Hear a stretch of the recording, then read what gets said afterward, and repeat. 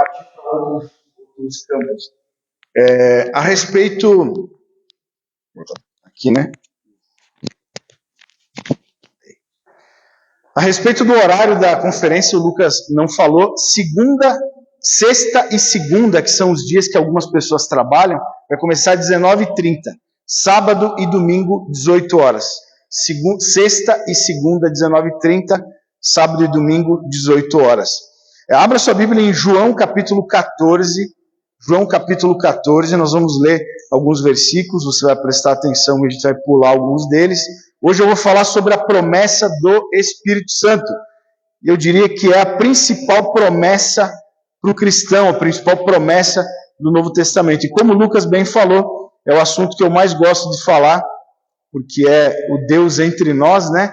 Houve o tempo em que o Pai se manifestava numa figura obscura, misteriosa. Houve o tempo em que o Filho se manifestou, 33 anos, e agora é o tempo do Espírito Santo. Então, para mim é um prazer falar sobre esse assunto, que nós vamos falar sobre o Deus entre nós, né? João 14, versículo 1. Diz assim: não se turbe o vosso coração. Crede em Deus, crede também em mim. Na casa de meu pai há muitas moradas. Se não fosse assim, eu teria dito: vou preparar-vos lugar. E se eu for e vos preparar lugar, virei outra vez e vos levarei para mim mesmo, para que onde estou estejais vós também. Vós conheceis o caminho para onde eu vou. Disse-lhe Tomé: Senhor, nós não sabemos para onde vais. Como podemos conhecer o caminho? Respondeu-lhe Jesus: eu sou o caminho, a verdade e a vida. Ninguém vem ao Pai senão por mim. Pula lá para o versículo 16. Diz assim: e eu rogarei ao Pai, e ele vos dará outro Consolador, para que esteja convosco para sempre. O Espírito da verdade, que o mundo não pode receber, porque não o vê, nem o conhece. Mas vós o conheceis, pois habita convosco e estará em vós. Não vos deixarei órfãos, virei para vós. Fala conosco, Senhor, através da Tua palavra, que seja mais do que informação bíblica, que seja uma oportunidade desses irmãos ouvirem a Tua voz. Mais importante do que isso, uma oportunidade deles conhecerem mais de Ti e se aproximarem do Senhor, a ponto de ter experiências, de ouvir a Tua voz, sentir a Tua presença e ser transformados por Ti, Pai. Tu não és uma força, Tu não és, Senhor, um fogo, uma pomba, Tu és uma pessoa que se relaciona conosco, por isso nós queremos ouvir a Tua voz, ser inspirados e direcionados por Ti, em nome de Jesus. Amém. Amém. Como eu falei agora há pouco, no Antigo Testamento, o próprio Deus era alguém misterioso. Lembre de algumas manifestações de Deus no Antigo Testamento, como, por exemplo, a descida de Deus em cima do Monte Sinai. Ele desce no Monte Sinai e algo terrível, é uma descrição terrível, ali, Êxodo capítulo 20, diz que o monte fumegava. O monte fumegava e uma nuvem espessa estava sobre o monte, trovões e um barulho ensurdecedor, e Moisés entra lá para dentro daquele lugar, e quando ele sai com a face resplandecendo, e existiu uma ordem de que ninguém chegasse próximo do pé do monte, porque senão seria morto. Está lá o texto. Então, essa é a figura do Pai no Antigo Testamento. Jesus já vem de uma maneira muito mais compreensível para os homens. Porém, para o contexto religioso, é inadmissível que Deus tivesse um filho, e principalmente que esse homem, que todo mundo conhecia, por acaso esse não é o filho de José, filho de Maria e tal, ele está dizendo que ele é Deus, escárnio. Eles rasgavam as suas vestes, porque ele diz a respeito dele mesmo que ele é o próprio Deus, que ele é o Filho de Deus, ele é o Messias enviado. Foi por isso que eles não aceitaram Jesus. Como assim? Deus tem um filho. Como assim esse cara diz que é Deus? Absurdo! Tem um livro de Josh McDowell, lá, o Mais que um Carpinteiro, primeiro capítulo diz, ou ele era o que ele dizia que era, ou ele era um lunático. Para os religiosos, Jesus era um lunático. Não fazia sentido nenhum. Como assim Deus morrer numa cruz? Não faz sentido. Esse foi o principal motivo deles não terem recebido Jesus. Se Jesus tivesse apenas ensinado coisas muito boas, até mesmo coisas relacionadas à lei, ele com certeza seria reconhecido como um profeta. Tanto que ele é reconhecido como um profeta. Mais um dos profetas que apareceram lá, mas não o Messias. Até o islamismo recebe Jesus como Messias, mas ele disse, eu e o Pai somos um. Eu e o Pai somos um. E eu sou o caminho para que vocês cheguem no Pai. Por isso que eu comecei a leitura no princípio. Preste atenção. Não se turbe o vosso coração, crede em Deus, crede também em mim. Crede também em mim. Ele é fonte de fé. Para isso para os judeus era absurdo. Na casa de meu pai há muitas moradas. Se não fosse assim, eu teria dito, eu estou indo preparar lugar para vocês.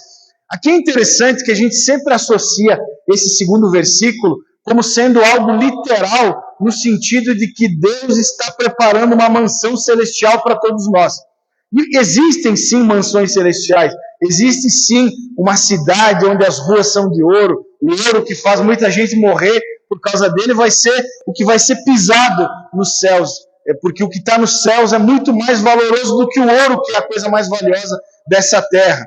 Mas vai além disso, porque ele diz, ninguém vem ao Pai. É como se ele fosse o destino. É como se o que ele estivesse preparando é que todos nós fôssemos a ele. Eu e o Pai somos uns. Então não tem a ver com um lugar onde vocês vão ir apenas. Vocês virão para mim mesmo. E se vocês chegarem em mim, vocês chegarão no Pai.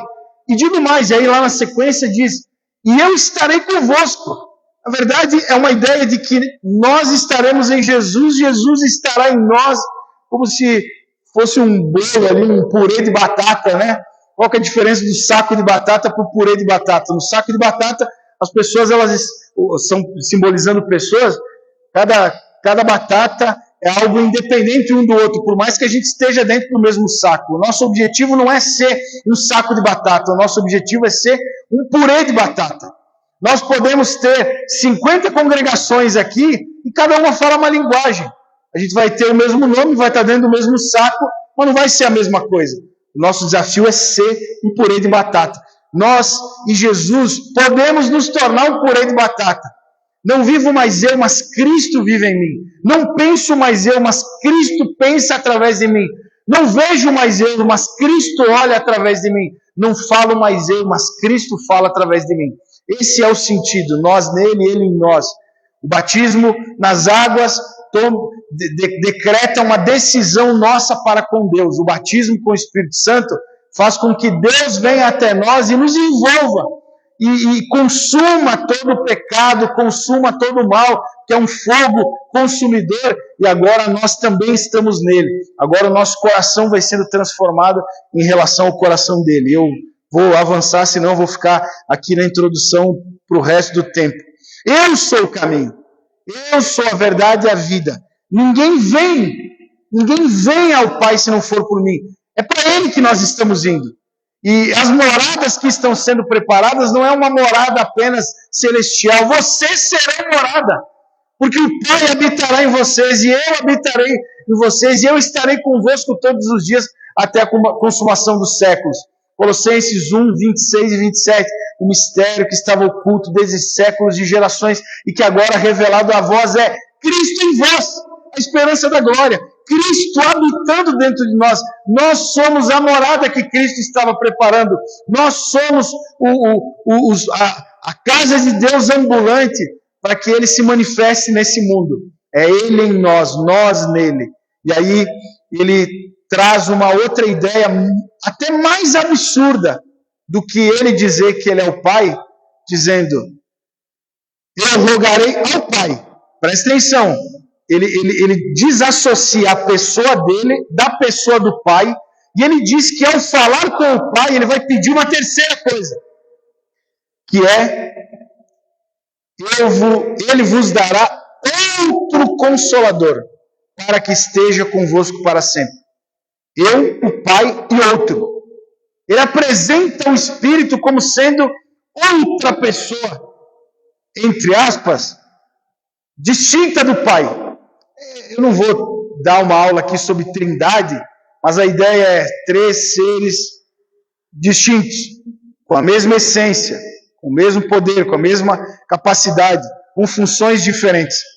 Ele diz, ele vai mandar outro Consolador, o Espírito Santo, que vai vos ensinar o Espírito da verdade, que o mundo não pode conhecer, mas que vocês conhecem, que habitará convosco. Parece até um jogo de palavras, onde ele começa a explicar o que ele disse lá nos primeiros versículos, dizendo, vocês são a morada que eu estou preparando. Eu estou indo para um lugar onde eu vou conquistar a vitória de vocês, porque a vitória não foi apenas na cruz, também foi no sepulcro vazio. A cruz vence o pecado, na cruz me libertou. Eu gosto de cantar, na cruz me libertou. Me perdoe por ser chato, porque não é a cruz que liberta, é Jesus na cruz. Então é na cruz que ele me libertou, mas ele também desceu à mansão dos mortos e venceu a morte, ressuscitou, para que nós pudéssemos ter uma nova vida.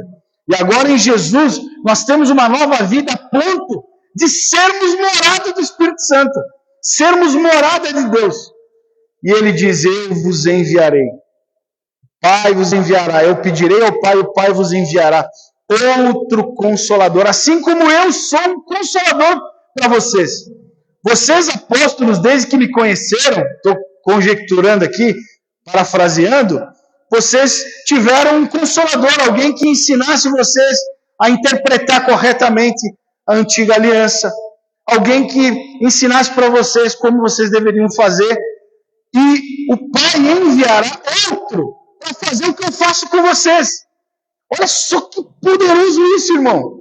O mesmo tipo de relacionamento que Jesus tinha com os apóstolos, nós podemos ter com o Espírito Santo hoje.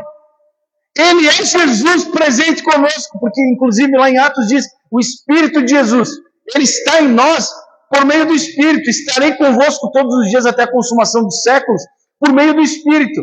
Então, o Espírito representa Jesus e tem conosco o mesmo tipo de relacionamento que Jesus tinha com os apóstolos. Falando conosco, ouvindo as nossas demandas, participando da nossa vida, nos dando orientação, nos aconselhando. Não existe um único lugar, nem nos céus, nem na terra, nem embaixo da terra, em lugar nenhum, que a gente possa fugir da presença dele. Estou citando lá o salmista, para onde fugirei da tua presença, ainda que eu vá para o lugar mais alto, ainda que eu vá para as profundezas mais obscuras, de nenhum lugar eu fugirei da tua presença. Isso significa que o Espírito Santo está contigo o tempo inteiro. Ele está em todos os lugares ao mesmo tempo. Mas é óbvio que ele não se manifesta em todos os lugares. Ele está em todos os lugares, até os mais obscuros da terra. Mas quando você se relaciona com ele, sendo morada, ele tem prazer em falar contigo. Ele tem prazer em instruir você. O que o Espírito fala conosco não é nada novo. Não tem nenhum tipo de ensinamento que não possa estar nas Escrituras. Ele vai sempre nos lembrando aquilo que foi dito por Jesus. Diz lá em Mateus 28, lá no final do versículo 20, ensinando-os a guardar todas as coisas que vos tenho dito. Quem nos ensina a guardar tudo que foi dito por Jesus é o Espírito Santo. Irmão, alguém que se relaciona com o Espírito Santo não consegue pecar fácil, né? Não consegue, como o pessoal fala aí, não consegue pecar gostoso. Não tem como. Ele está com a gente, irmão. Como que você não tem temor quando o Espírito está contigo? Não, mas eu vou para dentro do banheiro e tranco a porta. É o único lugar da minha casa que eu posso ter privacidade e fazer o que eu quero. Não, você não está sozinho, ele está contigo. Não, eu coloco uma senha no meu celular para que ninguém tenha acesso. Ele está contigo. Ele vê o teu celular. Ele acessa as mensagens do teu inbox. Não, eu descobri um aplicativo aqui que eu coloco um segundo WhatsApp para esconder da minha mulher. Ele conhece o aplicativo oculto. Não, mas eu apago as mensagens. Você não apaga dele, porque ele conhece cada uma delas. Ele faz parte da sua vida. Ele estará convosco, outro Consolador. Eu pedirei ao Pai e ele vos dará outro Consolador. A palavra Consolador parece que a gente está sempre lamentando, né? a tradução consolador para o grego paracletos, parece que a gente está sempre choramingando. E ele está aqui, não, calma, meu filho, eu estou contigo. Não é a melhor tradução, consolador. A NVT, a nova tradução, a nova versão transformadora, que é uma tradução mais atual, ela traduz por encorajador. Para mim, a palavra encorajador, ela tem mais a ver com paracletos do que consolador. É interessante que na Segunda Guerra Mundial, eu li faz muito tempo isso, eu me arrependo amargamente de não ter salvo o texto que eu li, mas eu vou procurar lá, porque já é a segunda vez nos últimos dias que eu estou citando isso. Fala sobre alguns aviões que eles recebiam a incumbência de ser paracletos, eles chamavam aqueles aviões de paracletos. Eles eram aviões que ficavam na base para uma única função. Quando um avião sofria algum tipo de dano em batalha, tomou um tiro na fuselagem, está caindo a pressão lá, o avião vai cair, esse avião decolava para ficar ao lado do outro avião, orientando ele, ou deu uma pane no sistema, não está mais conseguindo falar com a torre. Esse avião ele subia e acompanhava o outro avião até que ele pousasse em segurança. Esse é o paracletos. Paracletos, no sentido de encorajador, é como um técnico de boxe que fica do lado de fora, dando orientação para o lutador, dizendo, não, direita, esquerda, defende, tal, não desiste, estou contigo. Ou até para jogar a toalha, quando ele percebe que a batalha está sendo perdida e que a tua vida está sendo colocada em risco. O encorajador não é apenas para falar o que você gosta de ouvir, ele pode jogar a toalha em alguns momentos, dizendo, eu tentei de outras formas, mas ele ou ela não ouviu dessa forma, então eu vou jogar a toalha. Eu vou fazer ele desistir desse jogo. Porque a vida dele, a eternidade dele, o coração dele é mais importante do que esse jogo que ele está jogando. É mais importante do que o boxe que ele está lutando. Estou usando ilustrações aqui, e eu espero que o Espírito que está presente traduza isso no seu coração. Em que sentido faz isso? Mas se for necessário, ele joga a toalha. Porque mais importante do que o que você possa fazer por ele, mais importante do que o que você representa para ele, é o que você é para ele. Ele ama você mais do que aquilo que você pode oferecer. Ele te ama por quem você é. E ele está contigo o tempo inteiro, encorajando, orientando, motivando, não te deixando desistir e te instruindo. No versículo 17, falamos já sobre o Paracletos, né? Eu vou trazer algumas características para apresentar para você o Espírito Santo. Apresento para você o Espírito Santo. Se eu tivesse um tema, apresento para vocês o Espírito Santo. E parece até um absurdo eu falar isso, porque você vai falar, esse pastor aí, coxinha, já estou na igreja há tanto tempo, já ouvi milhares de vezes sobre isso. Você já ouviu ele? Você tem se relacionado com ele? Você lembra disso o tempo inteiro? Por exemplo, quando você está andando no carro, ele está sentado do teu lado. Você lembra disso o tempo inteiro a ponto de falar com ele e ouvir a voz dele? Ele participa das tuas decisões? Ele participa do teu dia a dia? Não, então eu tenho que te apresentar a ele. Porque você não conhece. Você sabe que ele existe, ele já habita dentro de você, mas você não se relaciona com ele. Então eu preciso te apresentar quem ele é, para que você tenha fome e sede por esse tipo de relacionamento, onde ele participa de cada uma das coisas que você faz. Por exemplo, o fato de nós estarmos aqui hoje, como Igreja Metodista Wesleyana, tem a ver com algo que ele falou comigo. Um dia, Deus falou comigo a respeito do Lucas. E eu guardei por meses. Essa conversa foi mais de um ano depois que eu estava na cidade. Eu chuto aí, no mínimo, uns 8, 9 meses eu guardei uma informação. Um belo dia, a gente foi numa reunião com o atual prefeito, né? E só eu e ele do Conselho de Pastores podíamos ir nesse dia. E o Leandro atrasou 1 hora. E aí o Lucas falou, já que a gente vai ter que esperar ele mais 1 hora, porque ele avisou que ele vai demorar mais tanto tempo, a gente podia falar sobre tal assunto. Eu falei, podia, mas eu quero falar sobre outra coisa. Foi a oportunidade que eu tive de falar com o Lucas. Deus falou comigo tal coisa.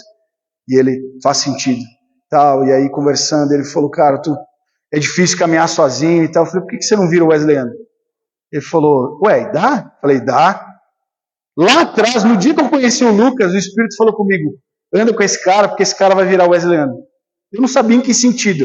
Aí uma segunda vez ele me falou uma outra coisa. E eu entrei nesse assunto e estamos aqui nós.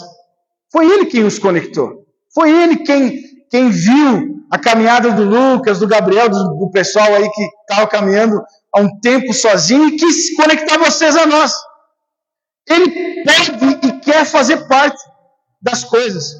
Pastor Jefferson, por que vocês estão abrindo casa de recuperação? Irmão, um dia eu estou na igreja, o Jefferson fala para mim, logo que eu cheguei, ô pastor, toda quarta-feira eu vou lá na casa de recuperação dar um curso. Você quer ir comigo? Eu falei, bora, vamos lá. Aí eu fui com ele. Eu já trabalhei com casa de recuperação lá em 2016, 2017, 2018 em São José dos Pinhais, mas aqui em Contagem, por 6 anos que eu fiquei aqui, a gente não tinha trabalhado. Quando eu chego lá, eu vejo o Jefferson, um data show, um notebook, algo bacana demais, apostila escrita e tal. Falei, eu tô lá e o Espírito falando comigo, tá vendo? Que constrangedor, ele sozinho, vindo trabalhar aqui. Aí ele me falou que já fazia 5 anos que ele ia na casa de recuperação sozinho. Não foi desse jeito, que eu vou falar para você que não é palavras, né?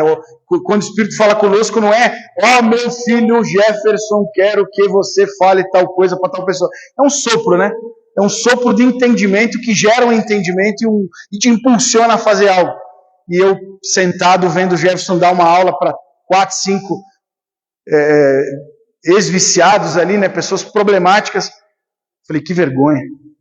Não, a partir de hoje não é o trabalho do Jefferson, é o trabalho da Igreja Metodista Wesleyana. Eu saí de lá e falei, Jefferson, a partir de hoje não é mais você vindo para a casa de recuperação, é a Igreja Wesleyana. Eu vou vir em todas as quartas contigo até a gente montar uma equipe. Espero que em breve a gente tenha 5, 6, 7 pessoas. E foi indo, foi evoluindo, foi evoluindo, e foi evoluindo. E chegou num ponto que a gente está abrindo uma casa de recuperação. Era para a gente ter assumido uma casa de recuperação. Tivemos divergências na hora de passar as coisas, tivemos muito embate lá e a gente acabou abrindo uma casa porque não teve mais como a gente caminhar naquele sistema lá. Ele anda com a gente e ele nos orienta, vai para a direita, vai para a esquerda, vem para cá, vai para lá, porque ele está conosco todos os dias, até a consumação dos séculos. No versículo 17 fala sobre o Espírito da verdade, ele é o Espírito da verdade. É o oposto dos espíritos que andam por aí. E eu posso falar com propriedade, porque agora eu já sou lafaetense, sou cidadão lafaetense, recebi o título de cidadão esses tempos e já estou um tempo suficiente para me sentir lafaetense e conhecer a cultura da cidade. É o oposto do espírito que reina nessa cidade. Irmãos, Lafayette tem um espírito de sofisma fortíssimo. Um espírito de meias verdades, de palavras ditas pela metade, de verdades distorcidas. É o espírito que reina nessa cidade. O Espírito Santo é o oposto disso. É o espírito da verdade. A verdade que nem sempre fala o que você quer ouvir, mas que fala o que você precisa ouvir. E talvez você ache que eu estou falando isso para justificar, por exemplo, a minha personalidade, porque se você me conhece, sabe que eu sou um cara direto e falo sem fazer curva. Não é. A verdade precisa ser dita. Qual é o antídoto das meias verdades? A verdade nua e crua. Então, Lafayette recebeu um pastor meio doidão, um gaúcho, com um espírito profético, falando rasgado, porque é um antídoto para uma cidade de meias verdades. Cansei de visitar pessoas que eu conversei, eu tratei, e as pessoas balançaram a cabeça, concordaram comigo, choraram na minha frente. 2 dias depois, elas queriam me matar. 2 dias depois, tudo que eu falei fogo, virou água. Falei água, virou fogo. As pessoas que mais me dão dor de cabeça lá na central, nunca tiveram coragem de falar para mim as coisas. Falam sempre para os outros. E sempre o pastor sabe. Ou Deus mostra, ou os fofoqueiros contam. As pessoas que mais me dão problema nunca tiveram coragem de vir falar comigo. Só falam para os outros. Elas vão tentando ganhar influência na periferia. E é um espírito maligno, irmão. Isso é uma cultura maligna que age na cidade. Mas ele é o Espírito da verdade. O Espírito que abre os olhos. espirituais. O Espírito que revela a vontade de Deus para os homens. Porque o objetivo da verdade é nos mostrar o caminho. O objetivo da verdade é nos mostrar um caminho melhor. Esses dias o Lucas me confrontou numa situação. E eu cito, quando é coisa boa, eu cito o nome, né? Porque coisa boa a gente joga no ventilador. Coisa ruim a gente trata sempre no privado. O Lucas me confrontou e ele falou: pastor, eu vou te fazer uma pergunta, mas não representa a minha opinião, mas eu queria te ouvir. Umas 3 pessoas diferentes me disseram que você tem dificuldade de ser contrariado. Eu pensei, primeiro eu achei corajoso da parte dele, porque o pessoal morre de medo de mim, né? Acha que eu sou tipo um monstro. Se eu falar com o pastor Gerson, ele vai... Eu falei, cara, deixa eu pensar aqui. Aí eu falei, não, mas a Dani de vez em quando ela fala isso pra mim. Não, eu não tenho dificuldade não. E quando a Dani fala pra mim que eu tenho dificuldade de aceitar ser contrariado, é porque eu discordo dela. Não é uma questão de ser orgulhoso. É porque ela vem com uma visão de jirico. Eu discordo dela. Eu acho que você tinha que fazer tal coisa. Não, eu discordo de ti. Então não é que eu não aceito opinião. Essa é a verdade, irmão. A verdade é o seguinte. Às vezes, você tem uma boa intenção, mas está fazendo a coisa errada. Você tem uma boa intenção, mas você podia fazer de um jeito melhor. Às vezes é uma questão de perspectiva, é uma questão de visão. É uma questão de A ou B. Se a verdade fosse relativa, a gente até poderia dizer, eu fico com a minha verdade, você fica com a tua. Mas não é isso. A verdade é a verdade absoluta, não existe meio termo. Eu posso dizer a mesma verdade de formas diferentes, mas a verdade vai ser sempre a verdade. O Espírito da verdade nunca vai te enganar.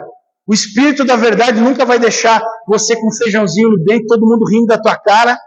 Ele vai dizer... Passa. Ele pode, talvez para não te constranger, ele não vai dizer, vai no espelho. Ele vai falar, passa o dedo aqui, né? E você passa o dedo, você nem sabe o que você fez, mas ele tirou o feijão do teu dente. Ele pode usar formas diferentes, mas ele vai te falar a verdade que você precisa ouvir. Ele vai te conduzir para a verdade, porque a verdade é luz. A verdade faz você encarar as realidades boas e ruins. As boas não são tão boas que não possam melhorar.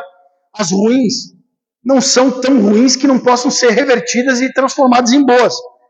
Para mim, eu lembro que quando eu me converti, uma das primeiras definições que eu dei para Deus, eu lembro que as pessoas me perguntavam, por que você está na igreja? E eu lembro que eu falava, por que eu estou na igreja? E eu lembro que um dia me veio a seguinte frase, que foi uma conclusão, que não sei se foi o Espírito ou minha. Falei, Deus pegou o que eu era bom e me fez melhor, e pegou o que eu era ruim e melhorou. Ele foi mudando a minha vida. E isso se chama regeneração. Desde o dia que eu conheci Jesus, ele foi me transformando. Isso significa que já fazem 20 anos eu era muito pior, né? Desse meu jeitão atrapalhado, briguento e tal. Eu já sou muito melhor. Por quê? Porque ele vai melhorando a gente. E pensem vocês que Deus fala comigo do jeito diferente que eu falo com as pessoas, ele fala a nossa linguagem.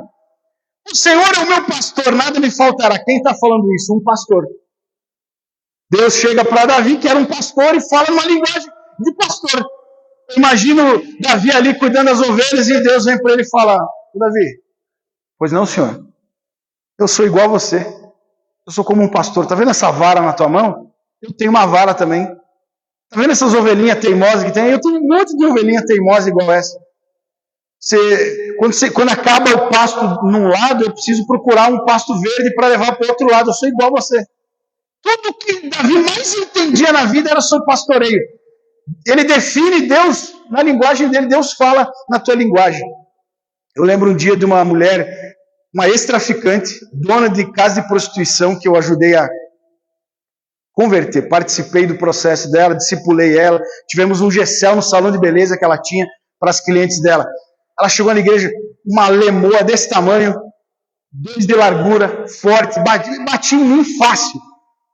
Não vou falar, mas está gravando, né? Ela entrou na igreja e falou, Jefferson, eu preciso falar contigo. Eu fui nela, lá no Paraná, ela falou, Deus só bate em mim, Jefferson. Toda vez que ele fala comigo, ele briga comigo. Eu não posso vir na igreja que a pregação, a parte mais difícil da pregação é Deus falando comigo. Eu vou orar, Deus me responde de maneira dura. Então, eu comecei a rir dela. Ela falou, por que você está rindo? Eu falei, como que você fala com as pessoas? Ela falou, como é que você fala com Deus? Eu boto ele na parede de vez em quando. Então, ele só fala a tua linguagem, irmã. A verdade precisa ser dita, ainda que, se talvez você tenha dificuldade de ouvir de um jeito mais direto, ele dê uma volta, e mais uma volta, e mais uma volta. Se precisar, ele desenha. Mas ele te diz a verdade, porque ele é o Espírito da verdade. O compromisso dele é com a verdade. E a verdade precisa sempre ser dita. Precisa ser encontrada, né? No versículo 19 diz, em breve, vou traduzir com outras palavras, em breve, o mundo não me verá mais, mas vocês me verão. Vocês vão continuar me vendo. Por meio de quem? Por meio do Espírito Santo. Porque eu vivo. Vocês também viverão. O Espírito de Jesus, o Espírito Santo é o Espírito de Jesus que revela Jesus todos os dias. Eu quero conhecer Jesus.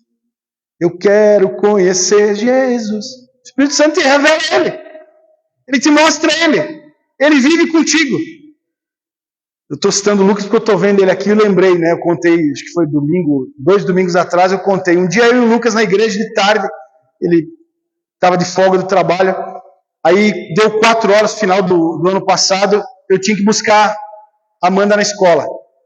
Falei, cara, vamos ali buscar a Amanda. Vamos. Aí a gente saiu da igreja, passou na Praça Tiradentes, subimos ali, ela estuda na escolinha ali embaixo do Nazaré.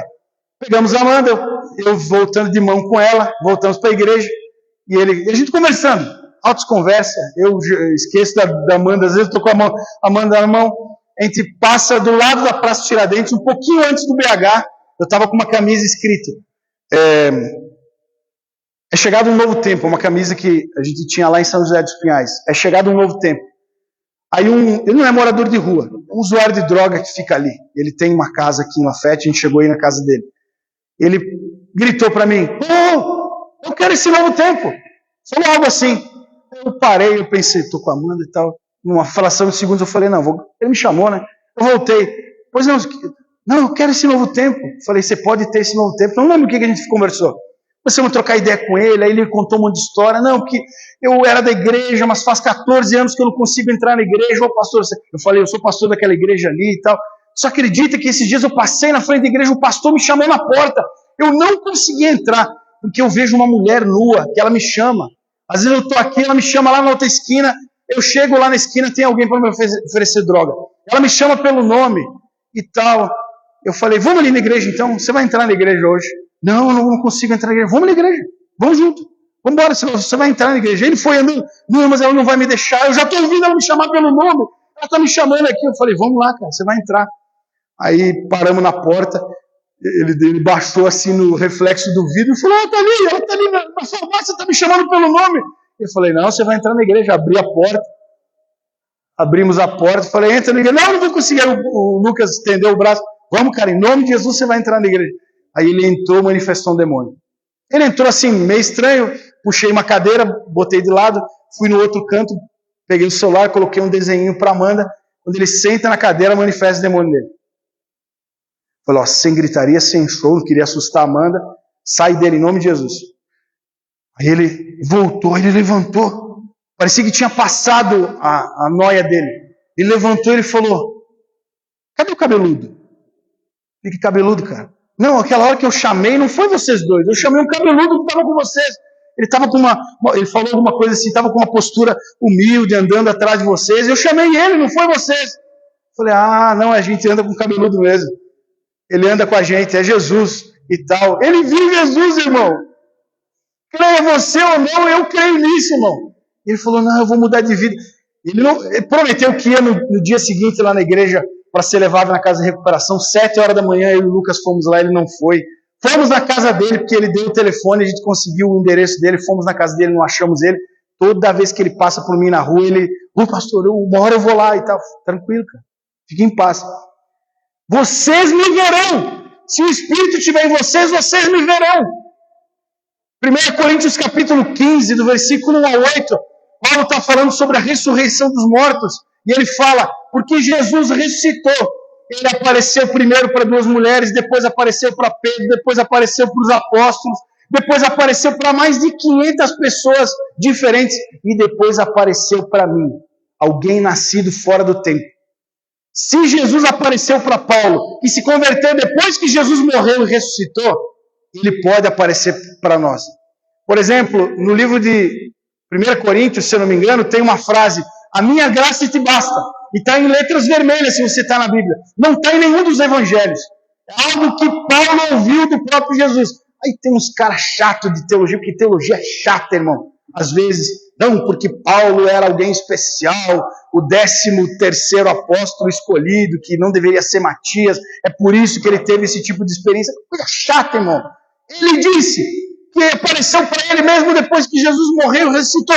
O texto aqui está dizendo, vocês me verão por meio desse Espírito. Eu não estou falando de maneira literal. Eu nunca vi Jesus, irmão. Eu gostaria de ver ele, nem que seja de costa, né? Um homem cabeludo na minha frente, eu nunca vi. Lucas teve uma experiência esses tempos aí que ele viu e tal. Eu nunca vi. Mas ele está vivo. Se ele está vivo, você tem que ouvir ele. Você tem que se relacionar com ele. Aí eu entrei na igreja, março de 2006, todo atrapalhado, irmão. Brigava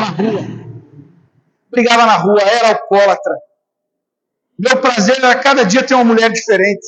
Naquela época, 20 anos atrás, era menos. Hoje em dia é até comum isso de, numa mesma noite, ficar com 3, 4 mulheres. Esse era o Jefferson. Lá atrás era eu, esse cara. Aí eu entrei na igreja, me converti. Estava vendo vulto, ouvindo voz, oraram por mim. Nunca mais vi nada. Comecei a ter algumas experiências, mas aí me incomodou um negócio. O pessoal falava, que Deus falou comigo. Não, hoje eu estava ali preparando para pregar, o meu esboço era outro, mas Deus falou comigo. E Deus falou comigo, Deus falou comigo. O pessoal começou a falar aquilo, eu falei, que negócio é esse que Deus fala com as pessoas? Eu chamei o Jefferson, o cara que me levou para a igreja, tinha o mesmo nome que eu. Eu falei, Jefferson, que negócio é esse, cara, que Deus fala com as pessoas? Todo mundo diz que ouviu Deus aí, como é que ouve Deus? Aí fomos para a casa dele, eram umas 11 horas da noite, até 4 horas da manhã, ele e o irmão dele tentando me explicar como é que eu ouvia Deus. Me contaram um monte de história. Não quis, por causa daquele e tal. E eu chato, né? Não entendi. Fala de novo. Enfim, chegou uma hora que eles cansaram. Aí o Johnny, irmão dele, falou, Jefferson, não dá para explicar. O dia que ele falar, você vai saber que é ele que está falando. É só isso que eu vou te falar. Beleza, eu fui embora. Eu tinha que jogar bola no dia seguinte. Já era tarde, tinha que dormir, porque de tarde eu ia jogar bola. No meio dessas 5 horas de tentativa de me explicar como é que eu ouvia Deus, eles me contaram a história de Jó. Eu nunca tinha ouvido a história de Jó. E eu fiquei empolgado com aquela história. Caramba, o cara perdeu tudo. Perdeu os filhos, perdeu tudo que tinha. Ainda assim foi fiel. Ficou doente. Eu fiquei pensando na cena do caco de telha na praça, se coçando e tal. Eu falei, caramba, que fé maravilhosa. E eu fiquei com o coração cheio daquela parte da argumentação deles. No dia seguinte eu fui jogar bola. Faz sentido o que eu vou falar. Parece estranho, mas faz sentido. Joguei bola na chuva. Quem já jogou bola na chuva, eu não vou pedir para você levantar a mão, já teve a experiência de assar a perna com a bermuda, o calção molhado, fica raspando a perna, assa a perna se você jogar na chuva. Assou minha perna na chuva. Fecha parênteses, eu já vou voltar para explicar por que eu falei isso. Aí eu cheguei em casa, vou tomar banho.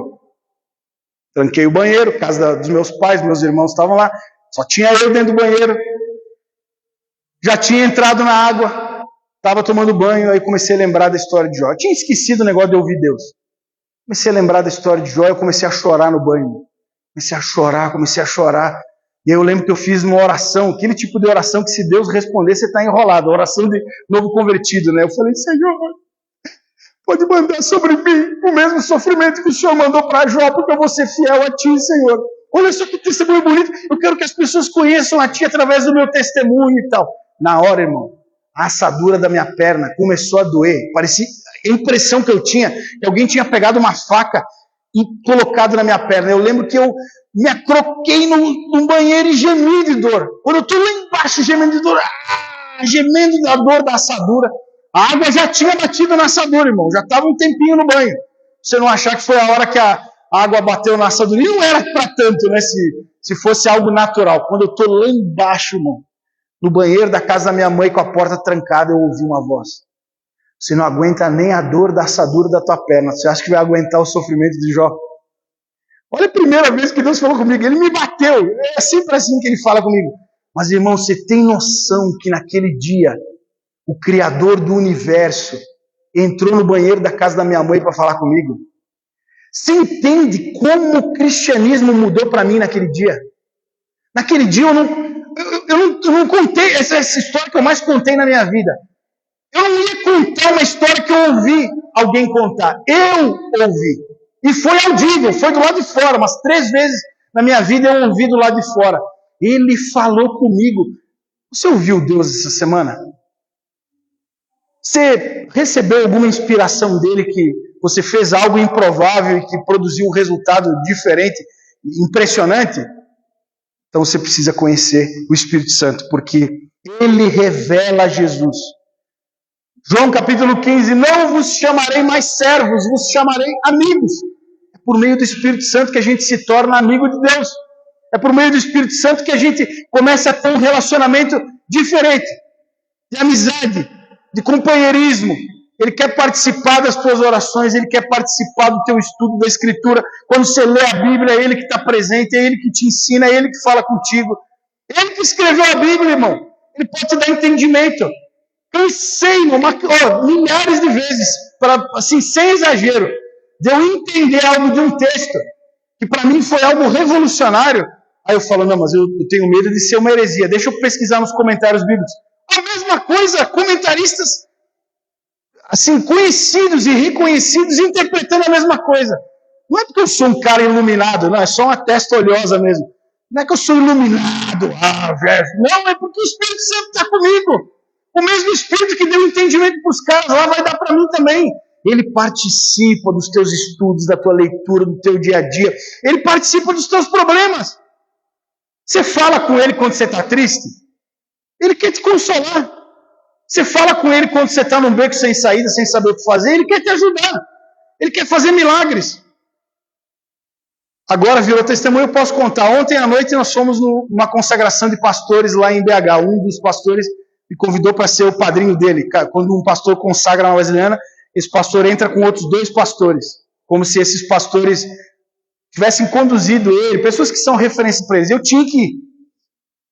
Mas eu mal e mal tinha o dinheiro para gasolina, irmão. Fomos eu, minha esposa e meus filhos. A gente botou a gasolina aqui e eu acho que sobrou uns 20 e poucos reais lá. Aí o culto terminou tarde, a gente ficou conversando com o pessoal nos convidando para sair. Eu não tinha mais limite no cartão e eu tinha uns 20 reais na conta. Aí o pastor que pregou lá, ele falou, não, irmãos, porque a gente vai para a presença de Jesus muitas vezes para orar sem ter o que pedir, sem querer pedir nada, mas a gente sempre tem algo a pedir. E ele tem prazer em responder os nossos pedidos. Peça porque ele tem prazer em mostrar que ele te ama e que ele te abençoa e tal. E eu lembrei disso e eu orei, eu falei, Deus, tenho dinheiro nem para ir no lanche. A gente estava calculando o que nós ia fazer na ida. Não, acho que dá para a gente comprar um cachorro-quente, tem uns cachorro-quente de 8, 9 reais, um para mim, um para ti, um para as crianças, a gente divide no meio, a gente não vai falar para ninguém que a gente vai sair, não vai falar que está sem dinheiro, senão eles também vão querer pagar para nós, né? Tem que ser de Deus.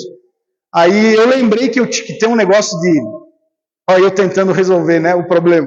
Eu lembrei que tem um negócio no Nubank que eu posso pegar um dinheiro emprestado lá.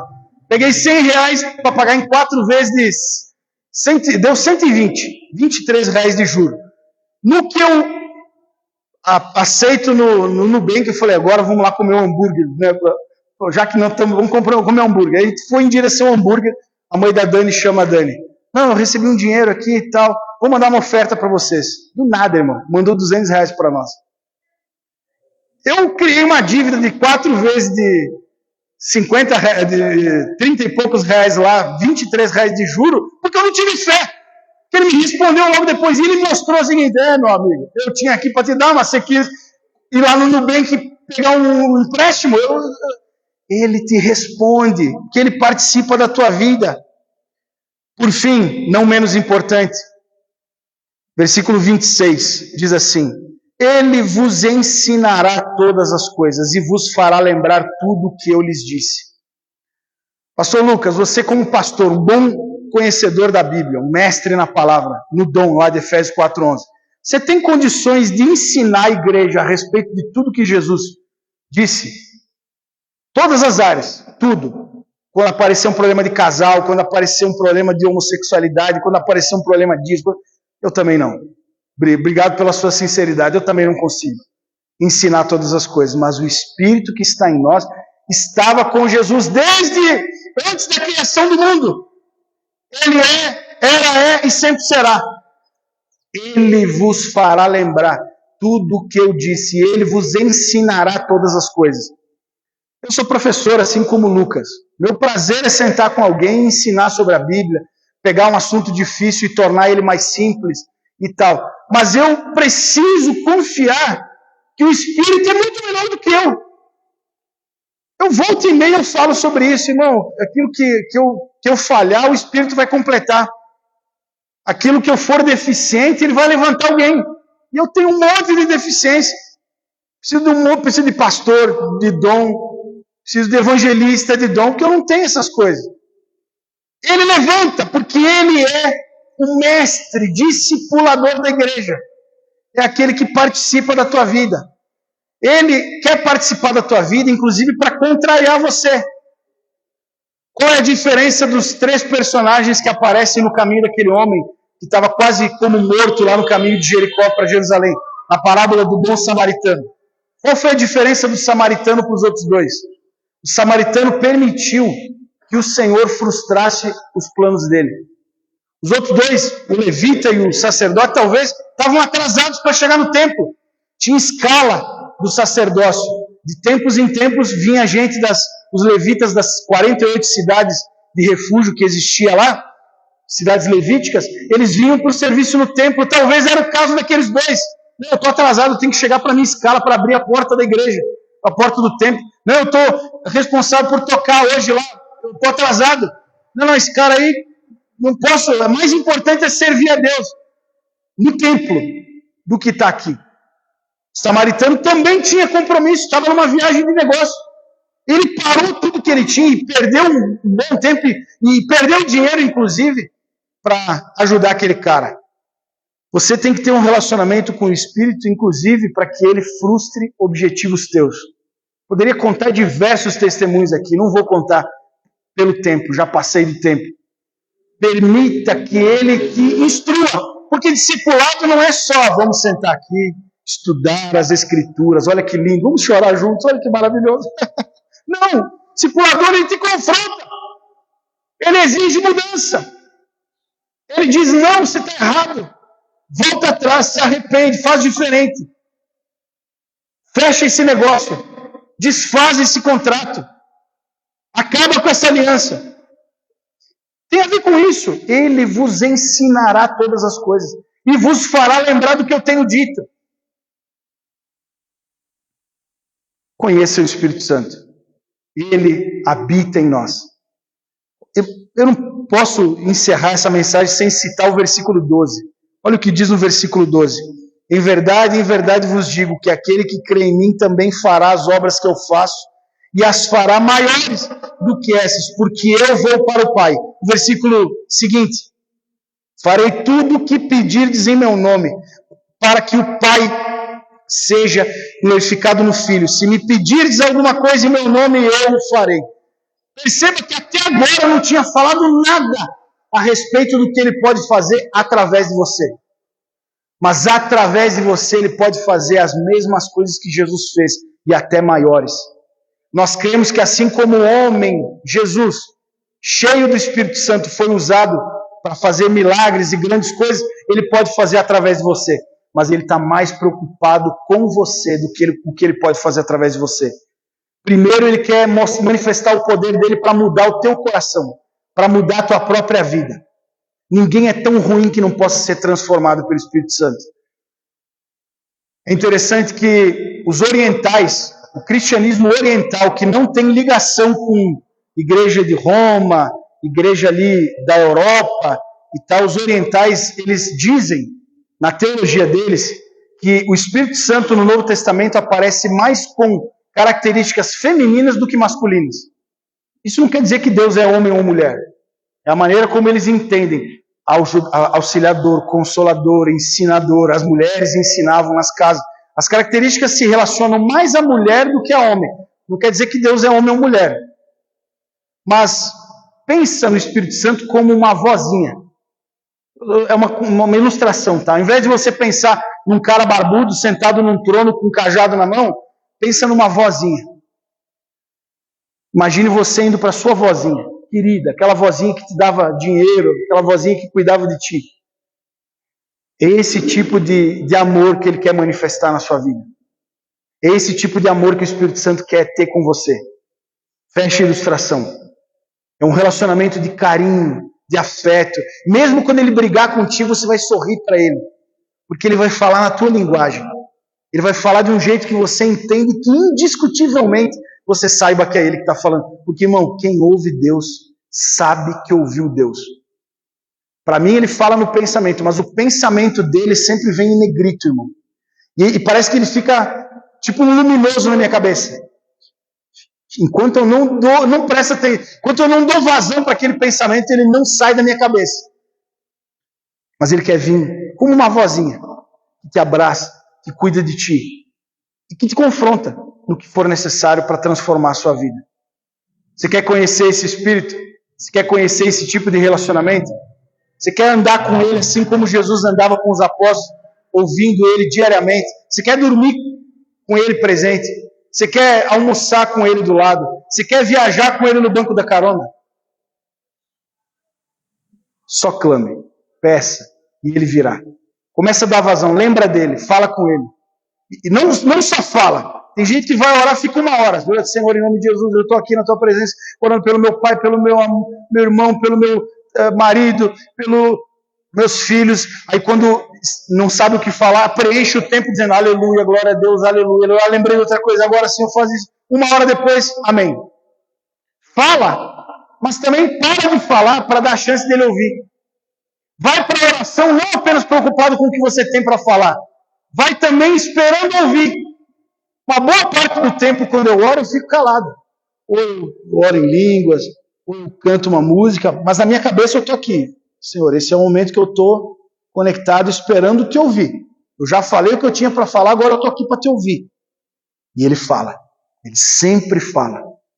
Por quê? Porque ele quer se relacionar conosco. Quero orar por você. Feche seus olhos. Coloque em pé. Senhor, eu não falei sobre uma teologia. Eu não falei sobre um ensinamento complexo que somente os teólogos com anos e anos de estudo podem entender. Eu falei sobre a coisa mais básica para nós cristãos. Se relacionar com Jesus vivo por meio de ti, Espírito Santo. A minha oração nesse momento ela é muito simples. Que os meus irmãos comecem a ter experiências contigo. Que eles sejam como Tomé, Senhor. Que ousou dizer, eu só vou crer quando eu tocar no lado. Eu só vou crer quando eu ouvir. Eles tenham a ousadia de Tomé. Para que o Senhor volte para eles. Fale com eles. Tenha um relacionamento com eles. Porque muitos que criticam Tomé nunca tiveram experiências. Que eles tenham a experiência de ouvir a tua voz. Que eles tenham a experiência de ter contato contigo. Que não seja algo apenas da mente, algo apenas do intelecto, mas que seja algo do coração. Uma chama que queime dentro deles e que faça eles ser inconformados em não se relacionar contigo. Em não viver a principal promessa do relacionamento com o Deus vivo. Em nome de Jesus. Muito obrigado por essa manhã. Obrigado pela oportunidade de estar aqui com os meus irmãos. E que eles sejam amigos do Senhor. Não apenas servos, mas amigos do Senhor. Em nome de Jesus. Amém. Amém. Obrigado, pastor Lucas.